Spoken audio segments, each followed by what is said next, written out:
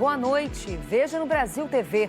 2 pessoas morrem numa troca de tiros entre criminosos e um policial militar numa das principais vias expressas do Rio de Janeiro. Em Minas Gerais, 2 mulheres são baleadas num posto de combustíveis de Betim. Uma delas morreu. Novos alagamentos na região metropolitana de Porto Alegre. Em Montenegro, 1.200 pessoas tiveram que sair de casa. E ainda, hoje é dia de festa na comunidade japonesa em São Paulo, que comemora os 116 anos do início da imigração. Terça-feira, 18 de junho, agora no Brasil TV.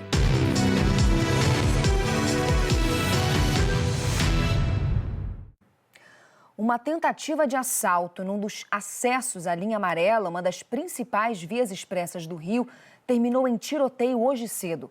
Bandidos abordaram um casal numa moto e um policial reagiu. 2 inocentes, a caminho do trabalho, foram baleados e morreram. Um dos tiros atingiu o para-brisa traseiro de um ônibus que passava pela linha amarela. O Globocop fez as imagens durante o Bom Dia Rio. Isso aconteceu agora no início da manhã, aqui na linha amarela, um pouquinho antes do acesso à Avenida Ademar Bebiano, um pouquinho antes do acesso à Avenida Itaoca, aqui em Bom Sucesso, tá? Quase que na agulha de acesso a essas 2 importantes avenidas, ali de Del Castilho e também de Bom Sucesso. José Carlos da Silva Miranda, de 64 anos, estava sentado num banco no fundo do ônibus e foi baleado. Ele perdeu a vida a caminho do trabalho. A poucos metros dali, uma outra pessoa que também ia trabalhar morreu atingida por um disparo. Débora Vilas Boas, de 27 anos. Segundo testemunhas, ela estava perto de um ponto de ônibus. Débora deixou uma filha de 7 meses. O marido de Débora tinha acabado de deixá-la no local. Wallace foi amparado por parentes e preferiu não gravar a entrevista. Tudo aconteceu por volta das 5h40 da manhã. Testemunhas disseram que 4 bandidos em um carro preto tentaram roubar um casal de amigos que estava de moto seguindo para a Barra da Tijuca. Ainda de acordo com testemunhas, um policial militar que estava próximo tomando café viu a movimentação e reagiu. Foi aí que começou o tiroteio. Um dos bandidos acabou baleado. A polícia o identificou como Alexandro de Andrade Venâncio. Nesse vídeo, ele aparece no chão falando com os policiais sobre a tentativa de assalto. Estava contigo? Eu, MD, Coroa e diretor. De onde são? Um é do Ara, MD do Complexo do Ara. Você é de onde? Mangueira. Estava voltando, procurando para roubar. Com ele, a polícia apreendeu uma pistola. Alexandre foi levado para o Hospital Municipal Salgado Filho, no Meier. Na fuga, os outros 3 bandidos deixaram uma arma para trás. A polícia investiga se o grupo faz parte da mesma quadrilha que participou da tentativa de roubo a um caminhão ontem na Penha. PMs perceberam a ação e trocaram tiros com os bandidos. Um deles foi preso. A carreta transportava material de limpeza avaliado em R$64 mil. A carga foi recuperada. O casal que sofreu a tentativa de assalto esteve na delegacia de Bom Sucesso. Abalados, não quiseram conversar com jornalistas. No fim da manhã, parentes de Débora e de José Carlos foram para o Instituto Médico Legal. A Débora é uma menina, um amor de menina, 27 anos, com uma filha de 7 meses, tá? Saindo de casa para ir trabalhar, tá? E aí, de repente, um tiroteio no meio da rua, porque a gente não pode mais andar no Rio de Janeiro, a gente não pode sair de casa, a gente sai, não sabe se vai voltar. Estavam começando uma vida e ceifaram a vida dela e acabaram com a vida do meu sobrinho também, com a família dele e com a nossa também. A Polícia Civil da Bahia prendeu mais de 300 pessoas numa mega operação contra criminosos suspeitos de homicídios e tráfico de drogas.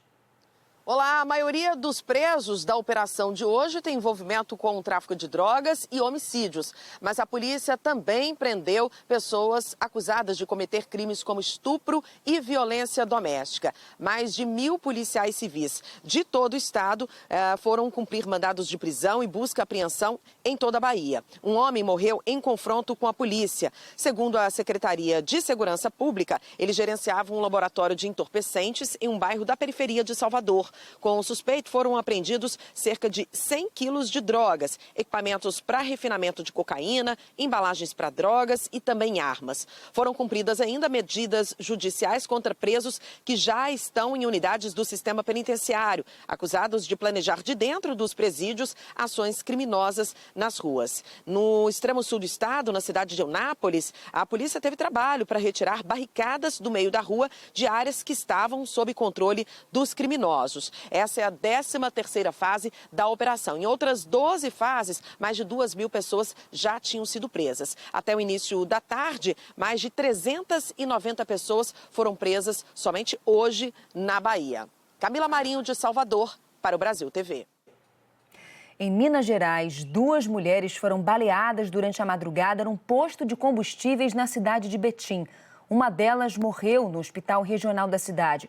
O suspeito ainda não foi encontrado. Esse crime foi por volta de 1 da madrugada.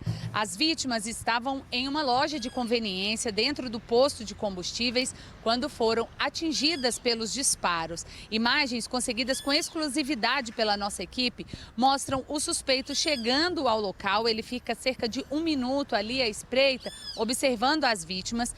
Ele entra próximo da loja de conveniência como se estivesse indo ao banheiro e já faz os disparos.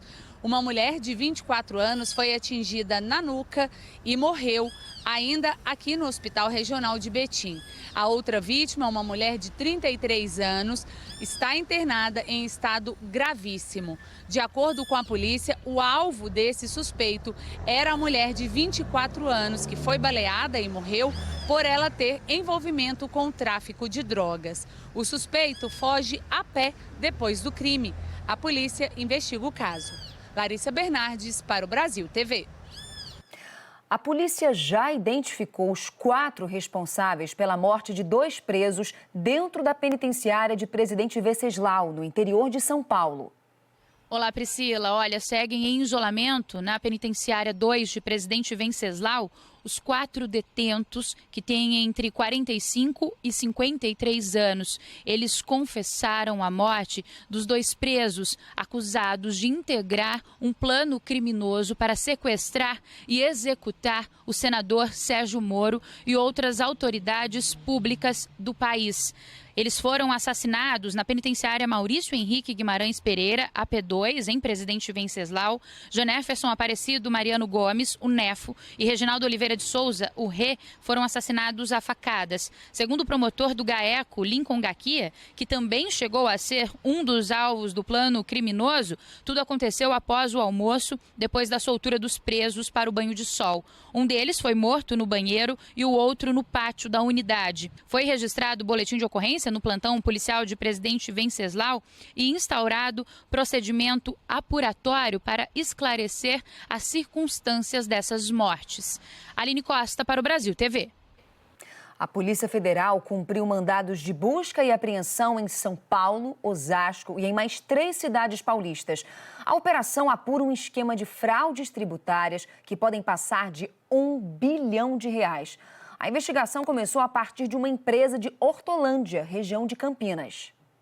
Segundo as investigações aí da Polícia Federal e da Receita Federal também, essa organização criminosa já agia há 10 anos aqui no Brasil e nesse tempo todo fez vítimas em pelo menos 200 cidades em 22 estados. Foram pelo menos 500 empresas vítimas dentro desse esquema criminoso que perderam juntas valores aí na ordem de R$1 bilhão.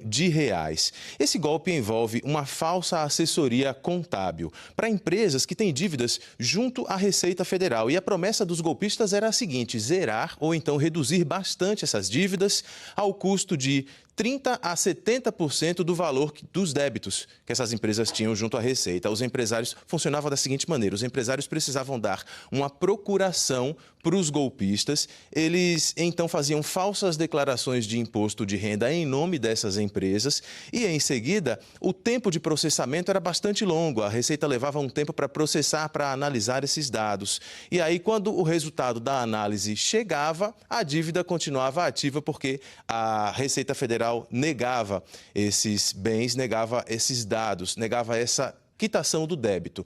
90 milhões de reais em bens da quadrilha foram apreendidos. Os suspeitos, a partir de agora, vão responder por crimes como sonegação fiscal, organização criminosa e lavagem de dinheiro.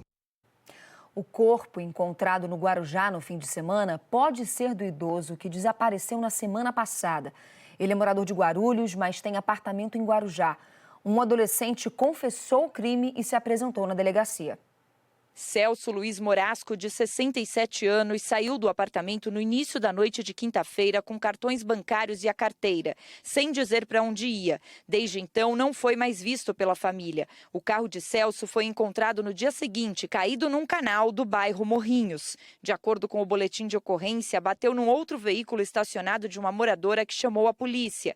Essas imagens mostram duas pessoas correndo na madrugada de sexta, logo após a batida. Segundo a polícia, esses 2 homens estão sendo investigados. Um adolescente que se apresentou no domingo na delegacia sede, acompanhado de outro rapaz, assumiu a autoria do homicídio. Esse senhor encostou nessa rua e, ao descer do seu veículo, ele foi abordado por esse indivíduo que até o momento está desconhecido. Esse indivíduo pediu um cigarro para esse senhor, para a vítima, e pediu uma carona. No decorrer do caminho, o comparsa, que estava trazendo consigo um simulacro de arma de fogo, anunciou o roubo dentro do veículo. A vítima acabou reagindo, o adolescente confessou que acabou desferindo 5 facadas na altura do abdômen desse idoso. No sábado, um corpo apareceu dentro de uma vala na Vila Edna. A polícia chamou a família do idoso para fazer o reconhecimento, mas eles não tiveram condições. Então, foi feito um exame por impressão digital. E nós não temos ainda o resultado do exame necroscópico. Provavelmente seja o corpo desse idoso que está desaparecido. Um idoso de 72 anos foi internado na Santa Casa de Birigui, no interior paulista, para fazer uma cirurgia e acabou tendo a vesícula retirada. O caso está sendo investigado pela polícia. A Santa Casa de Birigui, no noroeste do estado de São Paulo, abriu uma sindicância para apurar um erro médico que teria acontecido aqui no hospital na semana passada. A história é a seguinte: na terça-feira, dia 11 de junho, um paciente de 72 anos, morador aqui de Birigui, deu entrada na Santa Casa para fazer uma cirurgia de hemorroida. Mas no final das contas, ele passou por uma cirurgia da vesícula. Nós conversamos com o seu José, que é esse paciente, e ele conta então como que descobriu que passou pela cirurgia errada. Eu passei a mão e senti que estava estranho e falei, mas escuta aqui, o que vocês fizeram comigo? É aqui a cirurgia? Eu falei, o enfermeiro falou, é cirurgia de vesícula. Eu falei, mas eu não vim aqui fazer cirurgia de vesícula. Aí o enfermeiro desapareceu também, não apareceu mais lá. Eu vim para fazer uma cirurgia de uma coisa. E me fazem outra, sendo que o órgão que me retiraram estava normal, perfeito. Eu tinha feito todos os exames que constatava que não tinha nada na vesícula. Bom, seu José já foi ouvido pela sindicância, que agora continua as investigações. Devem ser ouvidos também os profissionais, médicos, enfermeiros que participaram da cirurgia. A Santa Casa de Birigui informou que após o fim dessa sindicância, após descobrir o porquê que a cirurgia errada foi feita, a unidade vai tomar todas as medidas legais e administrativas que forem necessárias. Rafael Honorato, para o Brasil TV. Cidades da região metropolitana de Porto Alegre enfrentam alagamentos. Moradores de Montenegro precisaram sair de casa mais uma vez por causa da cheia do rio Cai. Bombeiros estão trabalhando nos resgates desde ontem. A chuva está mais uma vez trazendo transtornos para quem já foi tão afetado. Em Montenegro, na região metropolitana de Porto Alegre, 1.200 pessoas tiveram que sair de casa desde ontem. Tudo de novo, outra vez. É ruim nessa situação que está levando. Tem que estar levantando as coisas e se escapando. Vem para abrigo para me agasalhar, né? Para me cuidar da saúde. Depois de tudo que a Juliana passou na outra enchente, ela resolveu nem esperar para sair de casa dessa vez. Primeira enchente que deu, eu saí com água por aqui. Tá? E fiquei doente, meu marido ficou doente também. Tá? Deu gripe em nós, me deu febre, ficamos 4 dias com febre. Dá muito desespero. A gente começa a erguer as coisas, eu fico pensando, dormi ontem aqui de noite aqui, mas eu pensando nas minhas coisinhas em casa, sabendo se vou perder ou não vou perder. Eu comprei pia nova, tá? Comprei máquina de lavar nova, porque aquela outra que deu, pegou e estragou tudo. Em Nova Santa Rita, a prefeitura fez um alerta sobre a possibilidade de uma nova cheia do rio cair. 50 pessoas foram retiradas ontem de casa pela Defesa Civil. Em Porto Alegre, a Defesa Civil do município também emitiu um alerta sobre a possibilidade de inundações nas regiões das ilhas e em outras áreas da cidade. Em meio à incerteza, a cidade vai retomando serviços. 39 bancas do Mercado Público de Porto Alegre reabriram nesta terça-feira. Aos poucos, um dos principais símbolos da capital dos gaúchos vê o movimento dos clientes sendo retomado. Depois de tudo que passou, mas está sendo legal. O pessoal tá chegando muito feliz, né? As pessoas agradecendo, pô, que legal, estou feliz que vocês voltaram. O carinho que as pessoas têm pelo mercado é uma coisa incrível. As imagens de hoje contrastam com o cenário do início do mês de maio, quando os comerciantes tiveram que fechar as portas. A água invadiu bancas e corredores. Eu acho que Porto Alegrense ficou muito triste com o mercado ter fechado, né, Guri? Eu estava aqui no dia 3, no dia que entrou a água, todo mundo feliz, né, desse mercado reabrir. Acho que mercado é o coração, né? Na última sexta, 15 estabelecimentos do segundo andar ou com acesso pela rua reabriram.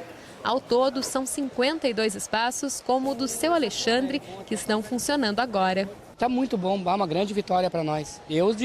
Quando liberaram para começar a limpar, nós estamos na luta aqui limpando, arrumando, lavando, fazendo balcão, arrumando tudo de novo. Aqui dentro é uma família, né? Isso aqui é a nossa história, né? Isso aqui é o nosso local.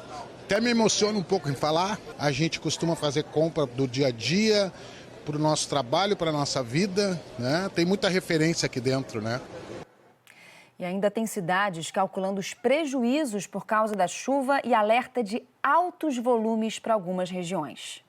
Aqui em Lajeado, mais de 60 famílias que já tinham saído do abrigo tiveram que voltar para cá por conta da rápida cheia do rio Taquari ontem. Entre domingo e segunda-feira, o rio subiu mais de 10 metros em menos de 24 horas. Neste momento, são cerca de 450 pessoas divididas em 3 abrigos diferentes aqui na cidade. O dia amanheceu com sol e o rio está recuando lentamente, mas ainda está 9 metros acima do nível normal e 2 metros acima da cota de inundação. Ana Júlia Grigual. Aqui em Bento Gonçalves, os moradores que precisaram sair de casa ainda no final de semana por causa das chuvas continuam abrigados no salão da comunidade de Faria Lemos. O maior transtorno está nas rodovias. Desde início de maio, deslizamentos de terra bloquearam a BR-470, a Serra das Antas, e a principal rota alternativa, a RS-437 em Vila Flores, desde domingo está com trânsito bloqueado para caminhões. Passam apenas veículos leves. Felizmente, por aqui não há mais alagamentos. Aqui em São Luís Gonzaga, nas Missões, a última atualização da Defesa Civil apontava 400 pessoas fora de casa por causa da microexplosão registrada no final de semana. 1.200 casas foram atingidas e muitas delas ficaram completamente destelhadas. Hoje os trabalhos são de reconstrução, limpeza e entrega de doações às famílias atingidas, como telhas, cestas básicas e colchões. Os prejuízos estimados pela Defesa Civil ultrapassam os 16 milhões de reais. Agora, olha essa imagem lá de Duas Barras, na região serrana do Rio. Um caminhão perdeu o freio, desceu uma rua até bater numa praça no centro da cidade. Uma câmera de segurança registrou esse momento. Testemunhas contaram que o motorista desceu o morro de chegada da cidade e começou a buzinar, avisando que o veículo estava sem freio. O caminhão só parou depois de bater na praça. Repara, olha só, que logo no início, uma ambulância deu uma ré para não ser atingida e um carro também conseguiu sair da frente do caminhão. Esse outro vídeo, olha só, foi gravado por moradores. Não houve feridos, porque a praça estava vazia na hora. O motorista sofreu arranhões e foi encaminhado para o hospital da cidade. A seguir, os cuidados com o uso de fogos de artifício nas festas de São João. É daqui a pouquinho.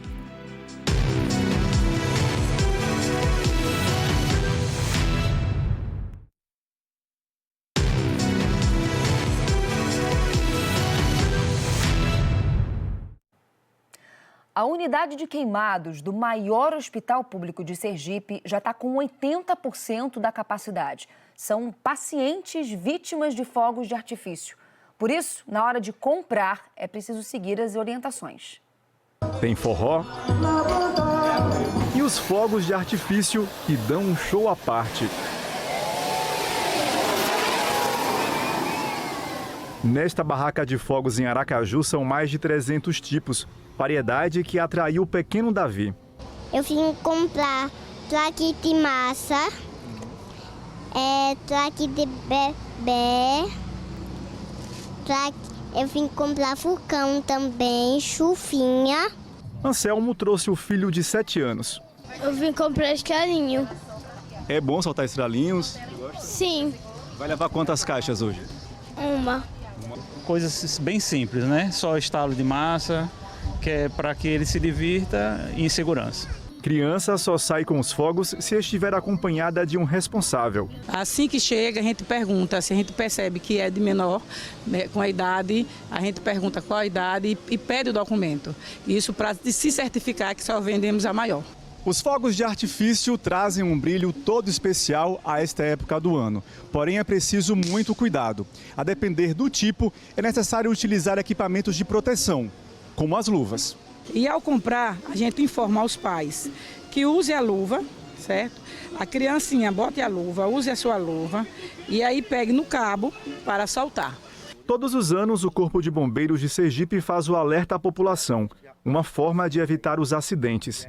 Este ano, nos 2 primeiros dias de junho, a unidade de tratamento de queimados recebeu 13 pacientes. O período do São João é onde aumenta o número de casos, então montamos uma estratégia no sentido de reservar leitos fora da unidade que concentre apenas queimados para o tratamento. A prevenção de acidentes começa na hora de comprar os fogos. O Corpo de Bombeiros vai até o local e verifica se todos os preventivos de segurança, área de risco, se está próxima à residência, postos de gasolina, revendas de botijão de gás, se toda essa parte de segurança ela está correta, para então ter o atestado de liberação de venda de fogos de artifício por parte do Corpo de Bombeiros.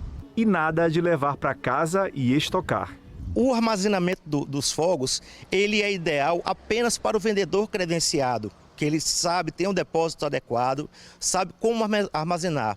O ideal é que nós, como consumidores, compre em um local credenciado e seja aquela quantidade suficiente para usar naquela noite de festa, durante aquela festividade ali, que não tenha o armazenamento em sua residência. Há 116 anos, cerca de 700 japoneses desembarcavam em terras brasileiras. De lá para cá, as culturas se misturaram e surgiram paixões nacionais, especialmente na gastronomia. É impossível falar do Japão sem lembrar dos pratos típicos, coloridos e cheios de sabor. São Paulo concentra mais de 25% de todos os restaurantes japoneses do Brasil. Bairro da Liberdade, região central de São Paulo. Reduto da maior comunidade japonesa fora do Japão e ponto turístico gastronômico da capital. Muitas pessoas que eu conheço gostam bastante, né? Então a gente tenta acompanhar também, para não ficar para trás, né? E a gente ficou animado que hoje tem a feira aqui em cima também, que é para comemorar, né? Então na volta a gente vai passar lá para almoçar. Por aqui, hoje é dia de comemoração dos 116 anos da imigração japonesa no Brasil. A data é marcada pela chegada do navio Kasato Maru a Santos, que trouxe os primeiros imigrantes japoneses em 1908. Junto aos costumes, a culinária nipônica foi preservada pelos imigrantes e hoje também faz parte da cultura brasileira, uma mistura que deu mais do que certo. A culinária japonesa é maravilhosa, faz parte da nossa cultura, yakisoba, frango xadrez, essas coisas. Segundo a Associação Brasileira da Gastronomia Japonesa, o estado de São Paulo conta com mais de 6.300 restaurantes com comida típica japonesa. 66% deles só na capital. A gastronomia japonesa no Brasil, ela é um fenômeno principalmente porque ela foi adotada pelos brasileiros, né? Ela é tão importante que ela é considerada patrimônio intangível da humanidade pela Unesco, né?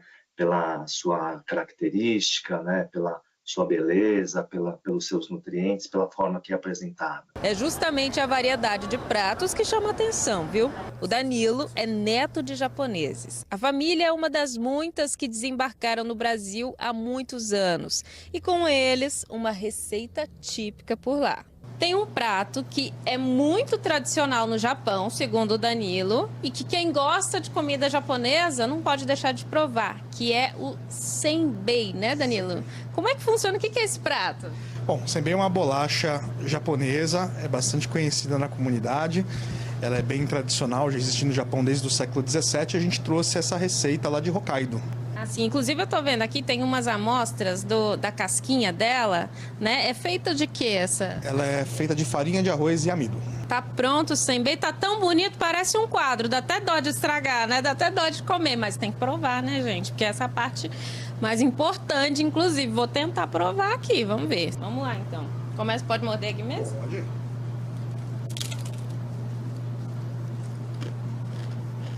Escutaram o barulho, né, gente? Eu acho que a gente tem que fazer isso na nossa vida, sempre cultuar as culturas que nós temos no nosso país, né? Principalmente a cultura japonesa que está aqui há tantos anos, né? E a gente tem que amar o nosso próximo, seja ele quem for, e a cultura japonesa também, claro, com muito amor. O Brasil TV fica por aqui. Outras notícias no Jornal Nacional, às 8h30 da noite, hora de Brasília. Uma ótima noite para você e até amanhã. Tchau, tchau.